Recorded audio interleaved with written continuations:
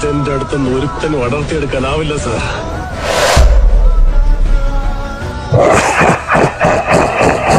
ഇതാണ് സാർ എന്റെ ബ്രാഞ്ച്.